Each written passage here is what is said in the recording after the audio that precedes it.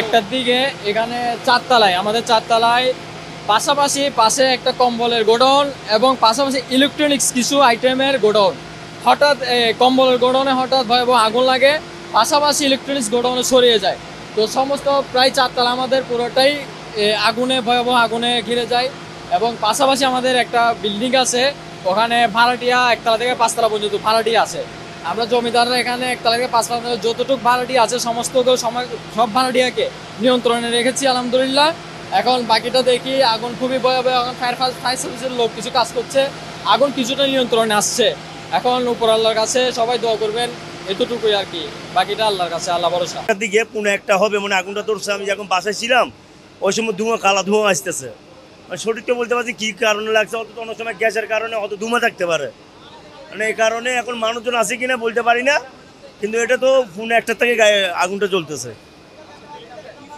যে ভিতরে কম্বল ছিল, কম্বল আছে, ছাত্রীর কারখানা আছে, জুতা আছে, এগুলি আর কি, প্লাস্টিক জাতীয় জিনিস আছে আর কি। আর এখানে আশেপাশে মনে করেন আপনার গোডাউন আছে, প্লাস্টিকের গোডাউন আছে, এটা মোবিলের গোডাউন, মোবিল তো আছেই, এগুলো তো আশেপাশে আছে। এখন মোবিলে ধরলে তো আর উপায় নাই। মোবিলের জন্য আমরা ডরে যে ওটা যদি না লাগে, আমরা ওইটা যদি শিগগিরই চাচ্ছি যে এগুলি সরার জন্য, এগুলো সরাবেলে আমাদের নিরাপদ। এগুলো সব মোবিলের দোকান, এই একটা মোবিলে যদি লাগলে এখানে তার কিছু উপায় নাই। আর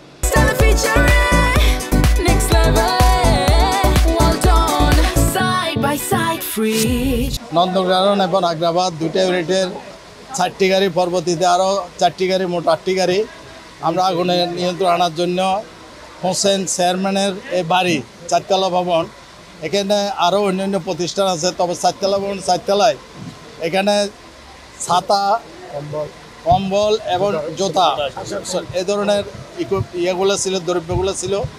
তা আমরা বিভিন্ন জায়গা আমরা প্রথম কী করেছি, এই ভবনটাকে আমরা একটা মোটিভাই করার জন্য আমরা চতুর্দিকে এটাকে ঘিরে ফেলেছি। অর্থাৎ আমার ইউনিটগুলোকে চারদিকে আমরা স্থাপন করেছি।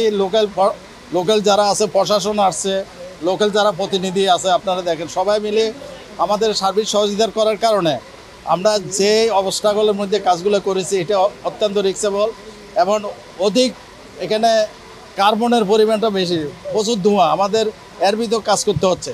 যার কারণে আমরা যখন এখানে ওয়াটার সোর্সের সমস্যা আছে, যার কারণে আমিও জেলা প্রশাসক মহোদয় এবং আমাদের কমিশনার মহোদয়ের সাথে মিটিংয়ে ছিলাম এবং আমার ডিসি স্যার সার্বক্ষণিক এই বিষয়ে তদারকি করছেন এবং স্যারকে আশ্বস্ত করেছি আমরা এই মুহূর্তে আগুন সম্পূর্ণ আমাদের নিয়ন্ত্রণ রয়েছে।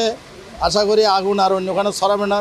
আমাদের স্থানীয় প্রতিনিধিরা বলেছেন যে এখানে যদি আগুনটা যদি বিস্তার লাভ করতো, ফায়ার সার্ভিস যদি যথাসময় না আসতো, তাহলে আগুনের ভয়াবহতা এই এলাকা ছড়িয়ে পড়তো। তো আল্লাহর রহমতে আমরা অশেষ রহমত আল্লাহর যে আমরা আগুনটা নিয়ন্ত্রণ করতে সক্ষম হয়েছি। আশা করি যেহেতু এটা কম্বল এবং অন্যান্য দাহ্য বস্তু রয়েছে, যার কারণে একটু সময় লেগে সর্বশেষ আমরা আগুন সম্পূর্ণভাবে নিবারণ করতে পারলে আপনাদেরকে আমরা জানাবো। তবে এই মুহূর্তে আর আমাদের আগুন নিয়ন্ত্রণে কোনো রিস্ক নেই।